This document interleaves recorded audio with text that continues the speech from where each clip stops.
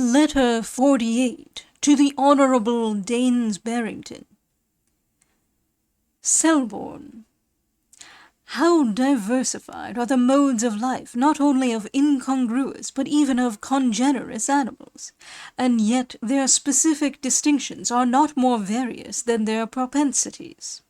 Thus, while the field cricket delights in sunny, dry banks, and the house cricket rejoices amidst the glowing heat of the kitchen hearth or oven, the Gryllus grillotalpa, the mole cricket, haunts moist meadows and frequents the sides of ponds and banks of streams, performing all its functions in a swampy, wet soil.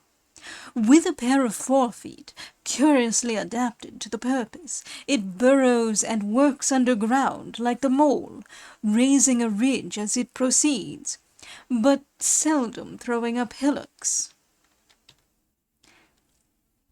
As mole crickets often infest gardens by the sides of canals, they are unwelcome guests to the gardener, raising up ridges in their subterraneous progress and rendering the walks unsightly.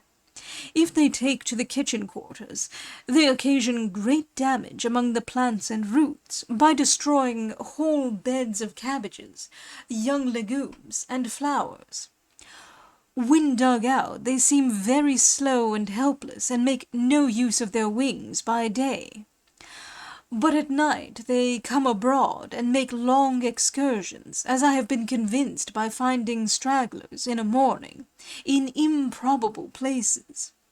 In fine weather, about the middle of April, and just at the close of day, they begin to solace themselves with a low, dull, jarring note, continued for a long time without interruption, and not unlike the chattering of the fern owl or goatsucker, but more inward.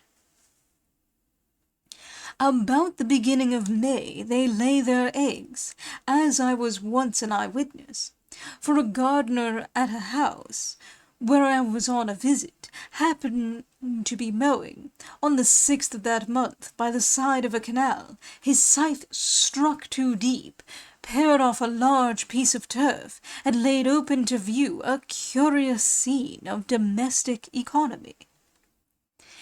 Ingentem later dedit ore fenestram, apparet domus intus, et atria longa patiscunt, apparent penetralia. Reader's note. He made a large, wide-mouthed hole, and the interior of the palace was revealed with long halls open to sight. The inner chambers were also in view. Translation Peter Yearsley. End note. There were many caverns and winding passages leading to a kind of chamber, neatly smoothed and rounded, and about the size of a moderate snuff-box.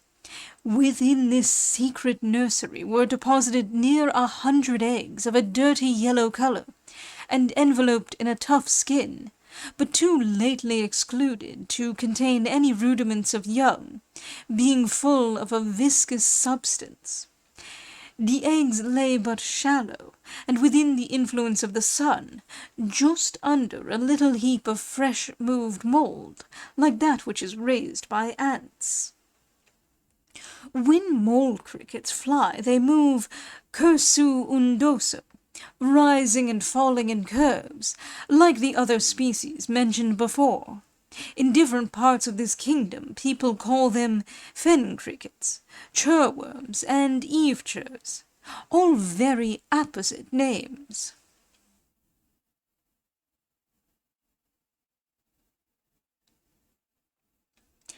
Anatomists who have examined the intestines of these insects astonish me with their accounts, for they say that, from the structure, position, and number of their stomachs, or maws, there seems to be good reason to suppose that this and the two former species ruminate or chew the cud like many quadrupeds.